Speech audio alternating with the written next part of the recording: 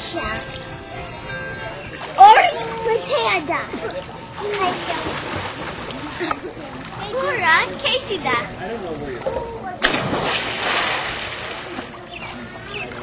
Kasia.